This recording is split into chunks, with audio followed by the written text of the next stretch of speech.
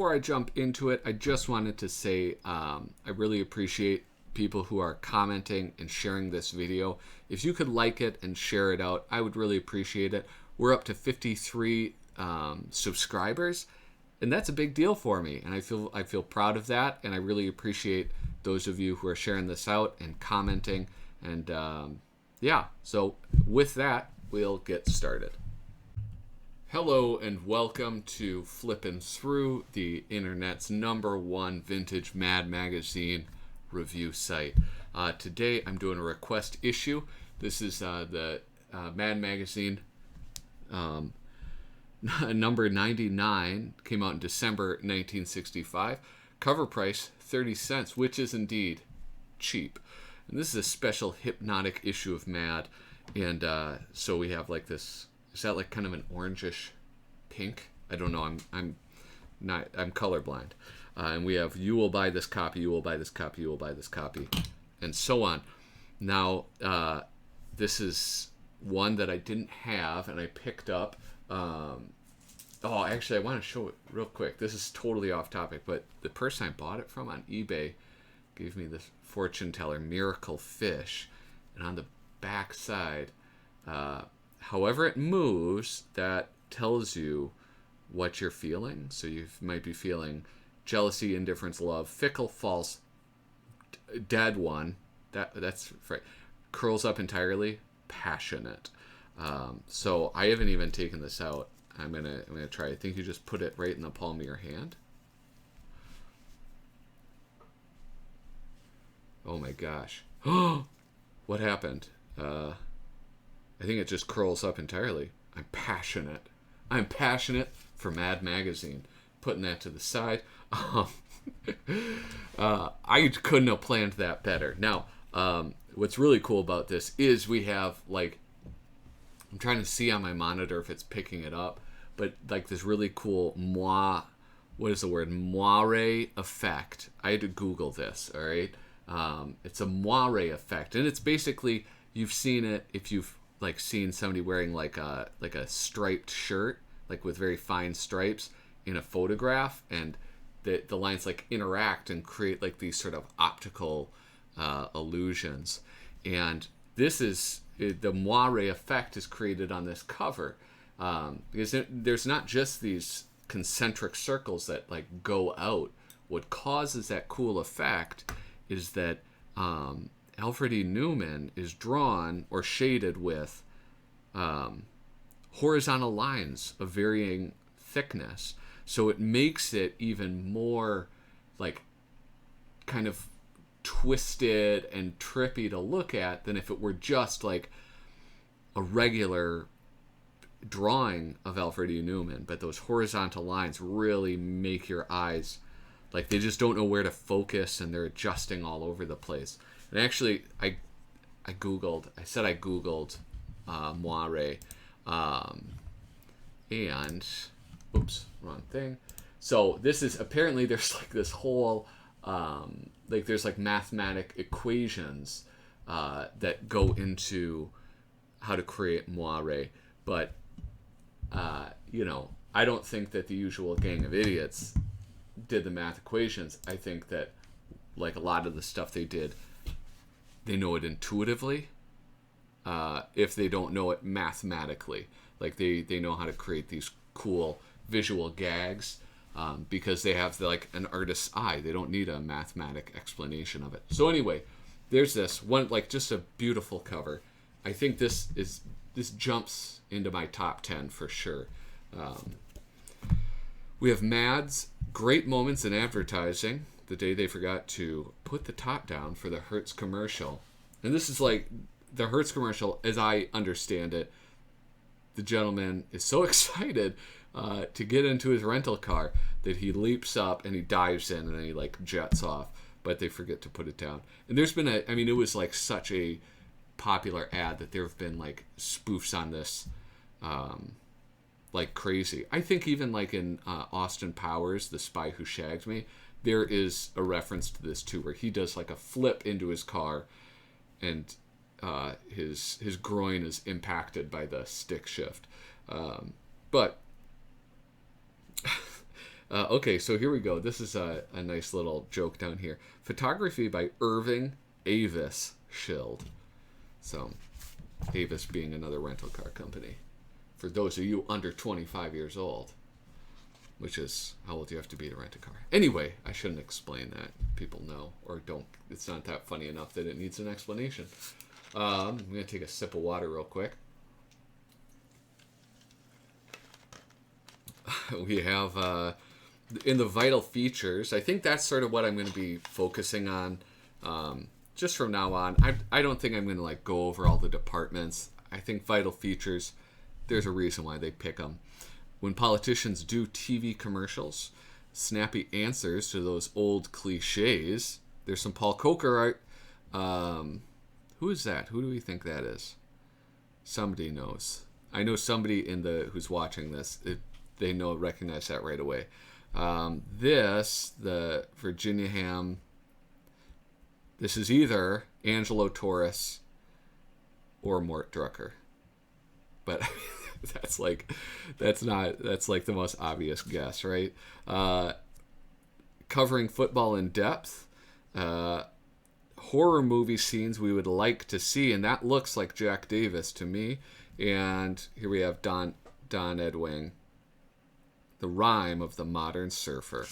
I'm looking forward to that. Oh, here's something that I've been on the hunt for, and I've seen a little bit on eBay, which is the Alfred E. Newman Aurora statue. Aurora is a model company. I know that like now Aurora makes, I think almost exclusively Aurora makes like model rockets. They're still in the game, but most of what I see from them are model rockets. But you can customize him, put him in different poses.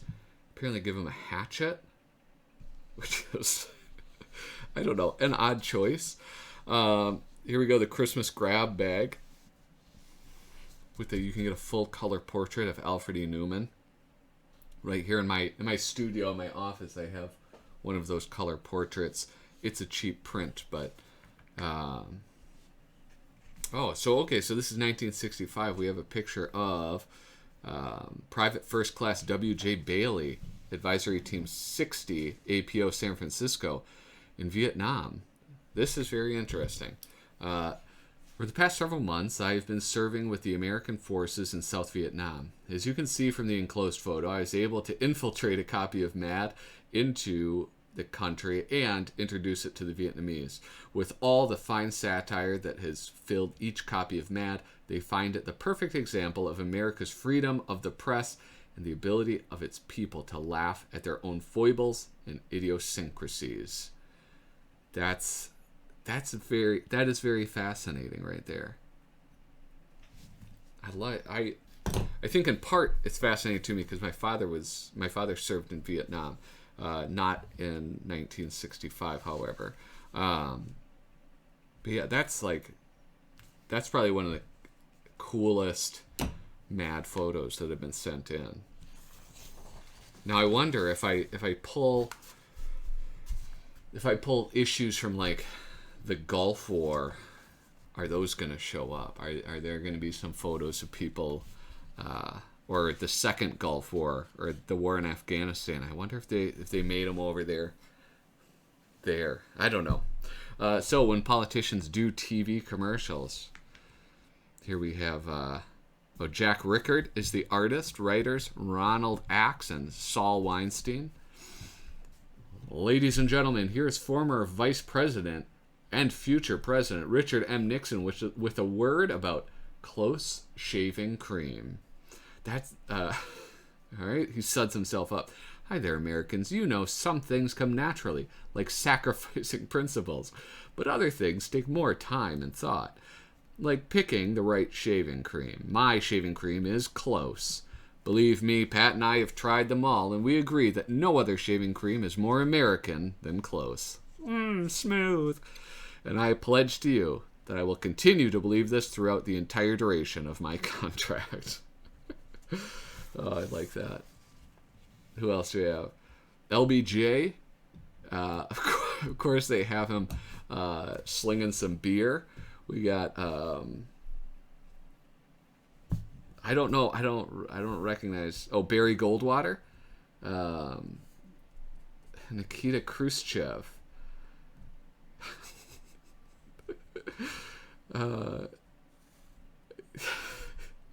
Hello. He's okay. So he's hawking Tinkle mouthwash. Certainly not a slam at Russian drinking habits. So here we go. Don Martin proudly presents 3 hairy stories. I said the wrong artist earlier, didn't I? Anyway, I think I said Don Edwing. Anyway, so this is a bit more like a mad look at barbershops in a way. So 3 hairy stories at the barbershop. I got my hair cut only 2 weeks ago, Louie. And now, look at this mess. You'll have to cut it off again. Yes, sir, Mr. Phone Bone. You know, there's one thing I can say for all this hair of yours, Mr. Phone Bone. It's the fastest growing one I've ever seen. That's disgusting.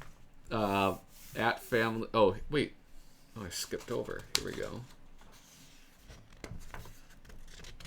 I was worried that I lost a page. Matt, snappy answers to those old cliches. Now, this actually, I find this a little surprising because I'm so used to the idea of snappy answers being, that is Al Jaffe. It's sort of like, I forgot what, there was one, Sergio Aragonés. To me, he owns a mad look at, but he didn't begin a mad look at. That's something that he inherited and went with, which I think is like, it's kind of fascinating, because I think like a lot of these writers came up with this stuff, and it isn't that really the same as like, you know, writing for Batman. You know, Batman keeps being passed on and on. But I mean, somebody did invent Batman too. But I do find it interesting that some of these things were just sort of passed on to another person.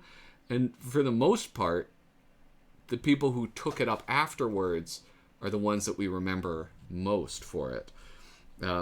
So, at weddings, don't they make a lovely couple? A couple of what? She's... That's like such an old school... snappy answer too, like a couple of what? She's a lucky girl to get a guy like him. She's lucky to get any guy. Oof. She looks all aglow. She is. They had to tank her up to marry a creep like that. I always cry at weddings. Why? All marriages don't have to turn out like ours. Both of them are so much in love. Tell me with whom. I love a scandal. It seems like only yesterday she was a baby. Have you spoken to her lately? She still sounds like one. Oh my gosh, I love this. Here we have at funerals. Well, at least his troubles are over. So are his wife's. Why him? Got somebody else in mind? At least he didn't suffer. How do you know he's not suffering now? He looks so natural. You should have seen him a week ago. I have to say, I mean, these are fantastic, snappy answers. I mean, these are some of the best I've ever read. Who wrote this again? Stan Hart wrote this one. Then we have the Virginia Ham. Probably the Virginian. Is that the television show? Here we go with our version of that 90-minute commercial for color TV sets. Oh, okay. Art by Mort Drucker. Look, I was right.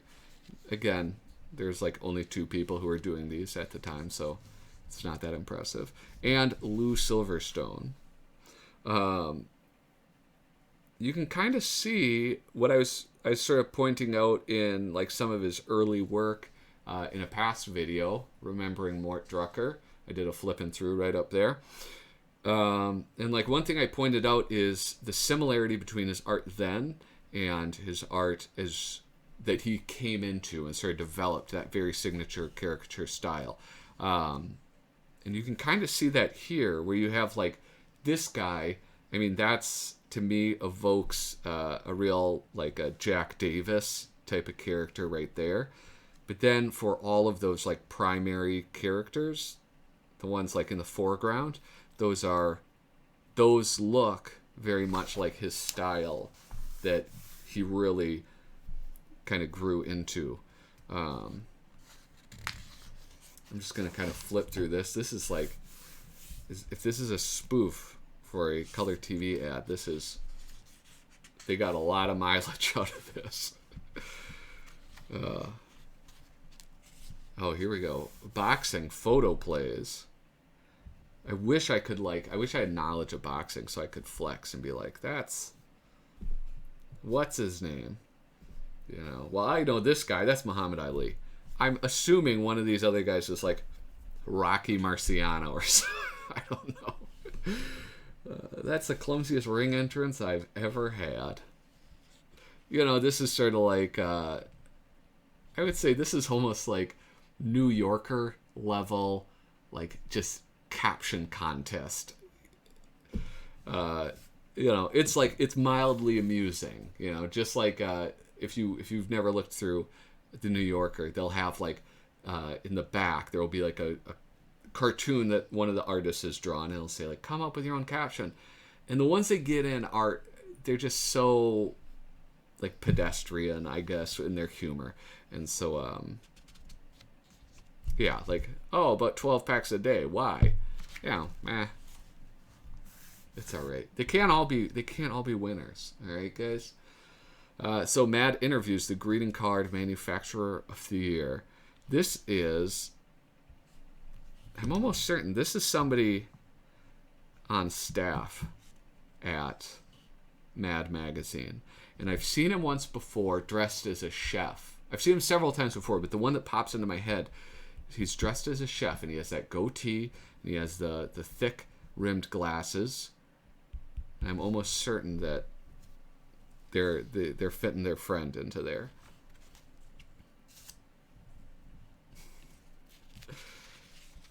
You're not like other mothers. You have absolutely no maternal instinct.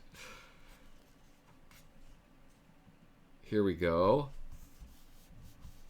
This is by Prohias, Antonio Prohias. I need to like figure out how to pronounce Hispanic names, because Aragones, I think I'm saying that right. Prohias. It's always difficult to pronounce names that you've never heard pronounced before. So yeah, the OG of this. And I guess like with the Spy versus Spy, going back to snappy answers to cliches or snappy answers to stupid questions, is that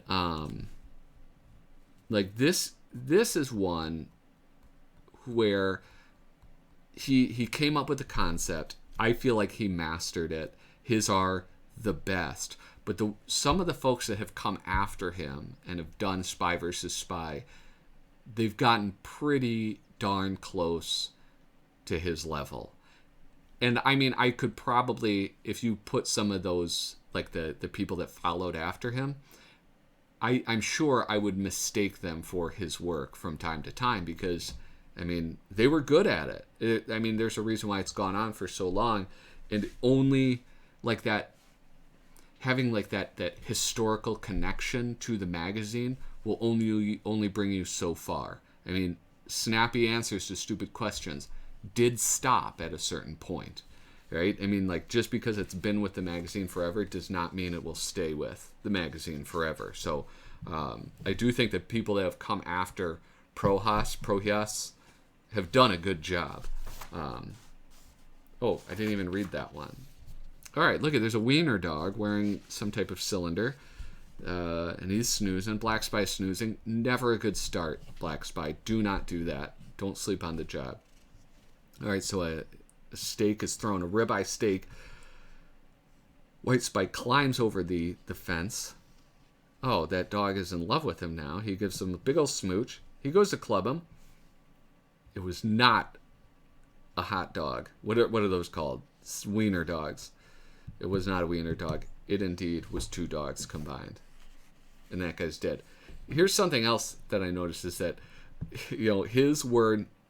they did get progressively more violent as time went on. I mean, he's just getting bit in the butt. Like, that's like, that ones, as time went on, they would get shredded by propellers and, like, burnt alive and, like, stabbed. I think one, even last issue, they got stabbed like 50 times. And he's getting bit in the butt. And look he's very happy. He feels very pleased with that outcome. Let's humanize those automated machines. Artist, Bob Clark. Writer, Stan Hart. Stan Hart is on fire this issue. He's had like 3 of them. 3 things. The Lighter Side of Moving by David Berg. Dave Berg has gone through so many phases. And I mean, like, yeah, I've talked about this before, but just like the sort of grotesque faces he draws are just, they're very amusing. But the writing, I don't know. I think I kind of go back and forth on Dave Berg and his writing. But I think the more back issues that I read, those older issues, the more I realize that I really appreciate his old style. So, A Celebrity's Wallet, Soupy Sales address, WXYZ TV in Detroit, nope. KABC TV, nope. Occupation, Hippie Kid Show MC. Oh, Hip Kid Show MC. Pie Thrower, Mouse Dancer, and Nut. Is this all Soupy Sales? Okay, so this one is just Soupy Sales. Segment 1, opening joke monologue. Producer's comments, in poor taste. Philo Kvetch, James Bond bit. Over the kids' heads. This is one of those that, like, Soupy Sales is a name that I've heard, but I've not seen any footage of him. I mean, give me throw in some Lampoon Spike Jones and I'll get it. How long was Spike Jones famous? I mean, I don't know that I've ever seen a Spike Jones joke in Mad Magazine. All right, Spy versus Spy, another one. Here we go. So rodeo cash prizes. The spy, he signs up. Look at, he's eager. He needs money. He spent all of his money on dogs. All right, so he goes in. He has a brand. Why does he have a brand already? He has the lasso. He opens it up, and it's not a bull. It is 2 rhinoceros. And off he goes.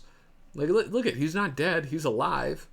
I mean, we could infer that he's about to get trampled.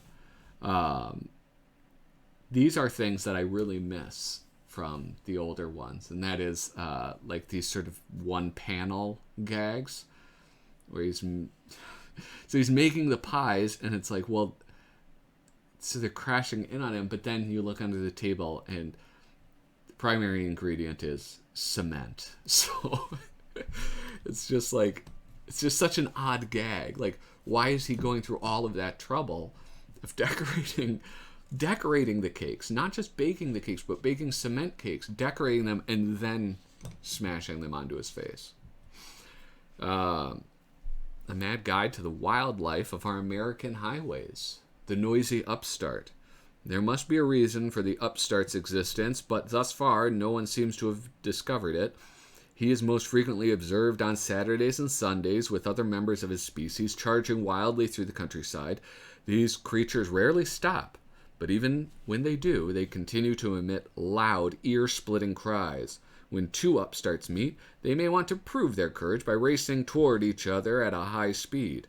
Occasionally, they collide, which is a signal for a great celebration among the upstart's enemies, namely all the other species of our highway wildlife. The Great Smoky Mammoth. Motorus tremendusus and Blastus obnoxious.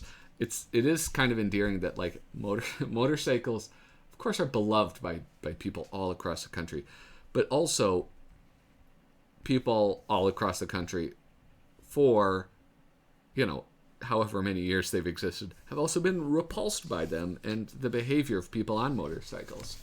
So it is nice. I think one of the things that I do find very charming about reading these very old Mad magazines, the ones that are like 80 years old, is to see this time capsule of Americana and realize that things haven't changed that much. I think it's all, people, it seems like people want to act like this is like one of the worst times in history, no matter what. Just like everybody looks at the newest generation coming up, and they are the worst generation since the last generation. But there are so many things in these Mad magazines with politics, with daily life, that are these that perhaps if you're living now, you might think are significant or are especially terrible, but it's been terrible for 80 years. And there's part of that, there's actually a significant part of that I find comforting. I'm comforted by that fact. Anyway, the frustrated Parker. Circulus interminus. Habitat any crowded shopping area. The old heap. Jalopius indurus. Habitat emergency parking area. This is what I drive. I drive the modern version of Jalopius indurus. And here we go. Horror scenes, horror movie scenes we would like to see. This is just like, I need to keep like notes on what I have seen before. But I mean, this is, I think, almost by the same name. There was this same gag with Jack Davis doing the art, but there was like, is this the same? Am I reading one that I've read already? No, this is completely different. So we have the mummy spraying perfume under his pits. We've got this, which is just, I love this. And I think this right here was used a lot for like promotion. Keep New York clean. Department of Sanitation. Look at poor King Kong. He's all beat up. Oh, I love this. It's kind of, look at, there's like a single tear in his eye. He was more human than all of us. But look at this. Look at this jerk. He's bothered by it. Don't you know a man died? Anyway, here's this guy freaking out. He's caught the creature from the Black Lagoon. It's got to work this time. I can't afford another $4,000 electric bill. That joke seems familiar. I swear, I'm gonna have to go back. The Birds is coming. There's no question about it. Those two front ones have got to go. You know what? I know for a fact, these were reprinted. These were reprinted in paperback. So it might be that I'm remembering. But goodness, I love Jack Davis. I just love everything about the art that he creates. 3 Spy versus Spies in a row. And this one has the Gray Spy. When did she first show up? I don't know. I'm going to have to look that up. So, Spy versus Spy versus Spy. Look, she's offering a free ride. These two chumps. These are the thirstiest spies I've ever seen. So they're like, yeah, we'll ride in that. She pulls the levers, and they smash into each other. And look at how pleased she is. She's pleased as punch by that. Golly. What was she? Was she Russia? I don't know. The Rime of the Modern Surfer. With apologies to Samuel Taylor Coleridge's The Rime of the Ancient Mariner. He was a bleached blonde surfing man. He stoppeth one of 3. Upon my soul, she coyly drawled. How come you all stopped me? His biceps glistened in the sun. I rode a wave, he said, from Malibu to hell and back. Quoth she, you're nuts, drop dead. He gazed at her with limpid eyes, a trail not oft to fail. When he sought out a willing ear to bore with his long tail. She sat upon the sandy beach, there languidly she posed, and he poured forth his eerie yarn, while frequently she dozed. I don't think, listen, no offense to Tom Coke. First off, obviously, why didn't Frank Jacobs write this? Because I don't think he got the rhyme pattern, or not the cadence of that right. Nah, I mean, yeah. Oh my gosh, it goes on big time. One summer day at Malibu, he spoke both dull and slow. Rock, Tab, and I did mount a surf to stage our wondrous show. On but one board we pyramid and ride up the frothy whirls, a stunt so perilous we hoped it might attract some girls. Oh my gosh. All right, football in-depth artist George Woodbridge. George Woodbridge, an artist that I don't really know that much about and probably don't give enough love to. Ronald Axe and Saul Weinstein. Again, I mean, this issue was written by about 3 people, it seems.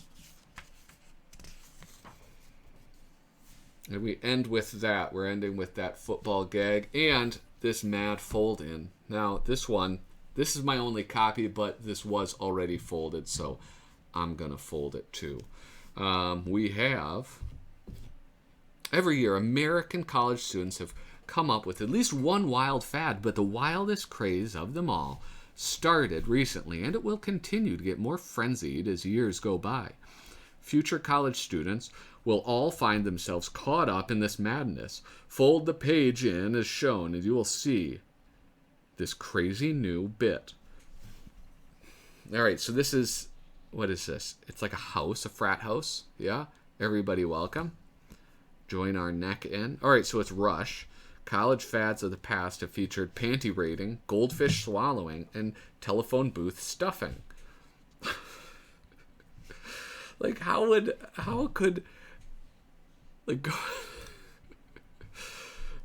anyway. Here we go. Let's find out. College stuffing. Every college and everybody getting in.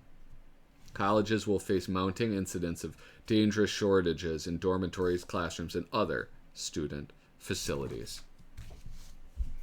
Yeah, I imagine it's... Yeah, I don't know. So that is it. That is issue 99.